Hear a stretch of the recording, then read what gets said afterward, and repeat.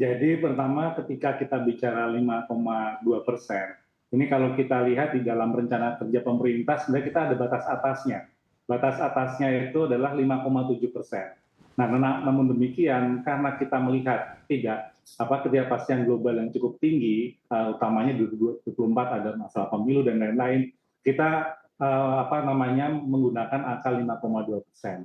Ini kenapa? Karena kita harus menjaga agar market confidence itu bisa terjaga dengan baik.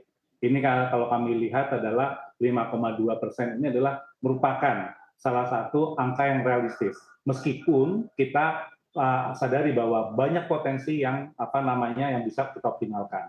Kalau kita berbicara di 2022 yaitu 5,3%, itu adalah pertama ada beberapa penyebab kenapa kita angka bisa mencapai 5,3%. Pertama utamanya karena adanya kenaikan harga komoditas yang cukup tinggi di periode tersebut.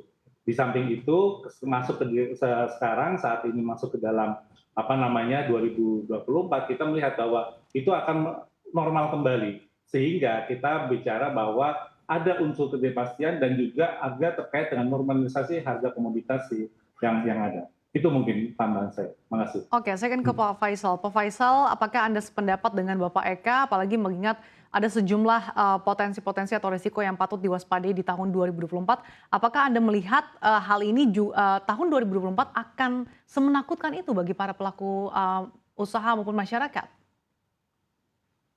Betulnya kalau dipakai terms menakutkan, saya rasa yang terburuk sudah kita lewati di 2020 saat COVID ya. Jadi serendah-rendahnya di tahun 2024 tidak akan seperti di 2020 kita sampai kontraksi -2%. Tapi memang di 2024 memang juga tidak mudah ya. Potensi itu selalu kita harapkan memang bukan cuma sekitaran 5% ya. Kita ingin 6%, 7% gitu. Tapi memang di 2024 ini berapa hal itu memang bisa membuat ekonomi kita memang tidak bisa susah untuk seperti 2022 kemarin seperti yang dikatakan oleh Pak Eka juga, karena 2022 itu agak tidak biasa ya, ada booming komoditas. Waktu itu asumsi makro 5,2 dicapainya 5,3 ya. Tahun ini kan 5,3 asumsi makro 2023 sampai semester 1 aja baru 5,1. Ya itu jadi perbedaannya udah kelihatan dalam 2 tahun terakhir. Nah, tahun depan IMF memprediksikan Indonesia tumbuh 5%. Tahun ini juga bahkan sebetulnya prediksinya tuh hanya 5%. Nah, tapi beberapa hal di negara mitra dagang utama kita, ya Amerika dan China kondisinya tidak kondusif ya tahun depan itu. Walaupun yang lain seperti Eropa, India diprediksikannya lebih bagus daripada tahun ini. China dari 5,2% prediksinya tahun ini, tahun depan malah diprediksikan cuma 4,5%. Itu baru prediksi di kacamata sekarang. Ya, menurut saya ke depan bisa sangat mungkin itu dipangkas lagi pertumbuhannya, apalagi kalau kita melihat kemarin baru saja Evergrande sudah secara resmi untuk menyatakan kepailitan ya, kebangkrutan. Nah, ini dampaknya terhadap ekonomi Cina. Properti di Cina itu sektor properti sekitar 30% terhadap PDB-nya. Nah, jadi memang tidak mudah. Jadi mau tidak mau 2024 kalaupun ingin mencapai 5,2% harus banyak extra effort untuk memperkuat ekonomi domestiknya. Jadi 5,2% pun kalau dengan business as usual ini bisa bisa meleset di bawah dari 5,2, Mbak. Oke, artinya Anda melihat bahwa dengan potensi yang mungkin terjadi, salah satunya terkait dengan sentimen dari China, kebangkrutan salah satu sektor properti raksasa ini juga akan memicu potensi pemangkasan pertumbuhan ekonomi di tahun depan bahkan di bawah 5%, Pak Faisal. Di bawah 5,2% maksud saya. Di bawah 5,2%. Tapi kalau 5% saya masih kalau 5% saya masih realistis lah, masih bisa dicapai. Oke, saya akan ke Pak Eka. Pak Eka, dengan kehati-hatian pemerintah dalam menyusun era APBN di tahun depan, apakah ini juga sudah memperhitungkan terkait dengan potensi El Nino yang akan terjadi, khususnya terkait inflasi yang dipatok sekitar 2,8%? Ya, jadi ketika kita bicara El Nino, memang ini menjadi concern kita juga ya. Jadi ini salah satu kenapa kita melihat kita optimis, tapi harus realistis di situ. Nah, ini juga beberapa kasus, contohnya seperti di India ya. India itu untuk memitigasi krisis pangan ini, dia melakukan pelarangan dan pembatasan ekspor beras untuk menjaga stok pangan di dalam negerinya. Nah, ini salah satu upaya-upaya kita bahwa antisipasi iklim itu menjadi concern di kami juga ketika kita menyusun asumsi untuk pertumbuhan ekonomi.